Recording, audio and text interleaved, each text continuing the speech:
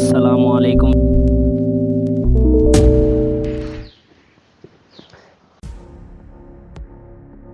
ہمالہ، اے ہمالہ اے فصیل کشور ہندوستاں، چومتا ہے تیری پیشانی کو جھک کر آسماں۔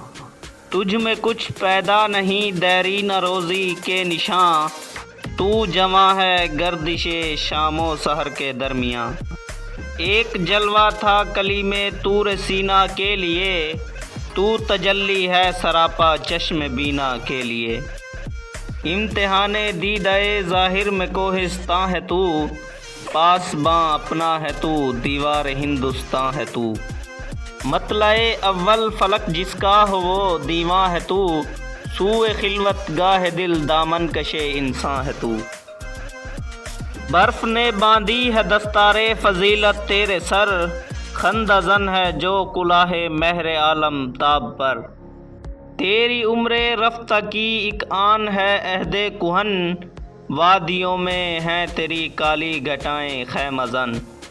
چوٹیاں تیری ثریا سے ہیں سرگرم سخن، تو زمیں پر اور پہنائے فلک تیرا وطن۔ چشمہ دامن تیرا آئینہ سیال ہے، دامن موج ہوا جس کے لیے رومال ہے۔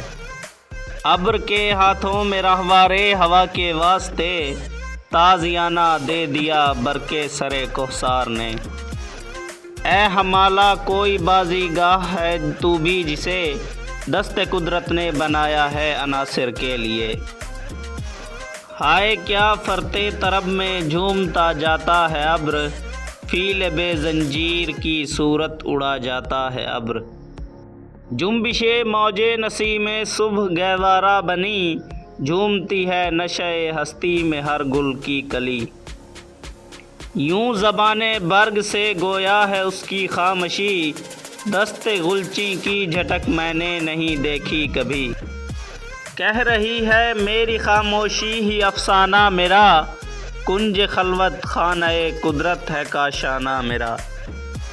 آتی ہے ندی فراز کوہ سے گاتی ہوئی، کوثر و تسنیم کی موجوں کو شرماتی ہوئی۔ آئینہ سا شاہد قدرت کو دکھلاتی ہوئی، سنگ راہ سے گاہ بچتی گاہ ٹکراتی ہوئی۔ چھیڑتی جا اس عراق دل نشیں کے ساز کو، اے مسافر دل سمجھتا ہے تیری آواز کو۔ لیلۂ شب کھولتی ہے آ کے جب زلف رسا، دامن دل کھینچتی ہے آبشاروں کی صدا۔ وہ خاموشی شام کی جس پر تکلم ہو فدا، وہ درختوں پر تفکر کا سماں چھایا ہوا۔ کانپتا پھرتا ہے کیا رنگ شفق کوثر پر، خوشنما لگتا ہے یہ غازہ تیرے رخسار پر۔ اے ہمالہ داستاں اس وقت کی کوئی سنا، مسکن آبائے انساں جب بنا دامن تیرا۔ کچھ بتا اس سیدھی سادی زندگی کا ماجرا، داغ جس پر غازہ رنگ تکلف کا نہ تھا۔